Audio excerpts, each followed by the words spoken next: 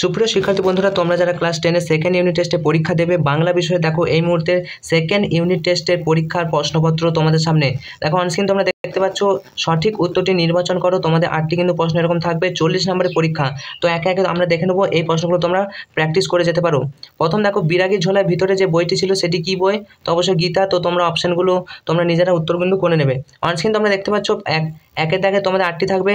তো তোমরা প্রশ্নগুলো দেখো কিরকম আসছে। গিরিশ মহাপাত্রের সাথে অপূর্বর পুনরায় কোথায় দেখা হয়েছিল? তাও কে বধিল কবে প্রিয়ানুজে? প্রিয় অনুজকে প্রিয়ানুজকে পয়লা কবিতা যে কাব্যগ্রন্থের অন্তর্ভুক্ত তা হলো কোন কাব্যগ্রন্থ? তো দেখে যাবে এটা। দেখো উল্কা খেলায় নীলখিলানে, নীলখিলান বলতে কি বোঝানো হচ্ছে? এটা অত্যন্ত গুরুত্বপূর্ণ। তো দেখো প্রায় নাচতে নাচতে চলে যাচ্ছিল, কে চলে যাচ্ছিল? একটা বাইজি। তো এটা দেখবে সমাস কথাটি অর্থ কি? সংক্ষেপ করা। তো এগুলো তোমরা একবার উত্তরগুলো দেখে নেবে। যে সমাসের ব্যাস বাক্য হয় না, এটা দেখছো। পাশাপাশি 2-এর দাগে দেখো কম বেশি 20টি প্রশ্নের নিচের 20টি শব্দের নিচের প্রশ্নগুলি উত্তর দাও। এখানে তোমাদের 10 × 1। প্রথম দেখো বলছে যে কোনো 3টি প্রশ্নের উত্তর দাও, 3 × 1।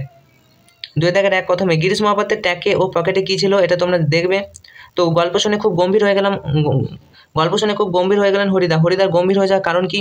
জগদীশবাবুর তীর্থ ভ্রমণের জন্য কত টাকা বিরাগীকে দিতে চেয়েছিল? মোস্ট ইম্পর্টেন্ট প্রশ্ন, যদি কারো কাজে লাগে তাই তুলে রেখেছি। কে কী তুলে রেখেছিলেন? অত্যন্ত গুরুত্বপূর্ণ। চলো দেখো নেক্সট, যে কোনো 3টি প্রশ্নের উত্তর দাও, 3 × 1। এই প্রশ্নটা কিন্তু অত্যন্ত গুরুত্বপূর্ণ। কুম্ভকর্ণে অকাল জাগরণকে কবি কিসের সঙ্গে তুলনা করেছেন? দেখো তারপরে প্রশ্ন, তবে কেন তুমি গুণনিধি, কে কাকে গুণনিধি বলেছেন? প্রলয় বইয়াও আসছে, কেন এই আগমন? নেক্সট দেখো 2.4, তোরা সব জয়ধ্বনি কর, কবি কাদের জয়ধ্বনি করতে বলেছেন? এটা দেখবে। কাজল কালো ব্যাস বাক্য সহ সমাসের নির্ণয় করো, কাজলের ন্যায় কালো। তো এটা তোমরা দেখবে।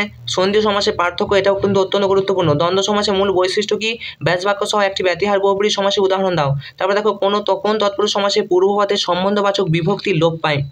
এছাড়া দেখো 3-এর দাগের প্রসঙ্গ নির্দেশ সহ কম বেশি 60টি শব্দের যে কোনো একটি প্রশ্নের উত্তর দাও।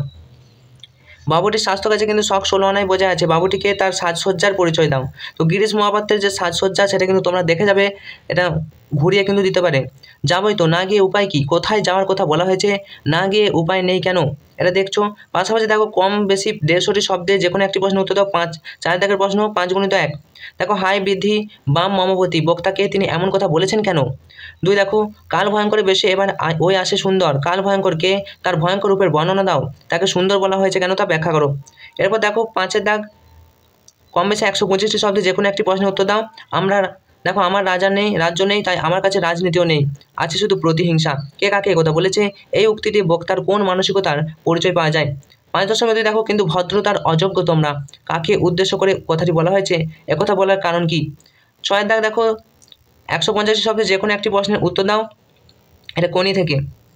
গাছে অনেক দূরে উঠে গেছি, মই কেড়ে নিলে নামতে পারবো না, গাছে উঠে যাওয়া বলতে বক্তা একথা এখানে কি বুঝেছেন? এখানে মই কেড়ে নেওয়ার প্রসঙ্গ উত্থাপিত হয়েছে কেন? নেক্সট দেখো প্রতিদিন ডিম কলা খাওয়ার জন্য যে টাকা দিয়েছে সেটা কিসে ব্যয় হয়? কে কাকে টাকা দিত? সে কি বুঝতে পেরেছিল তার নিজের ভাষায় লেখো। এটা কিন্তু 5 নম্বরের আসছে। দেখো কম বেশি 150টি শব্দে যে কোনো একটি প্রশ্নের উত্তর দাও।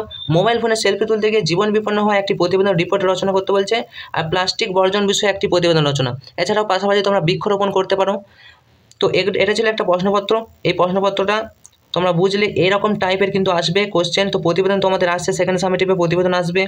এছাড়াও তোমরা বুঝতে পারলে 150টি শব্দে উত্তর 5 নম্বরে কোনি থেকে তোমাদের কিন্তু প্রশ্ন 2টো থাকবে, একটা করতে হবে।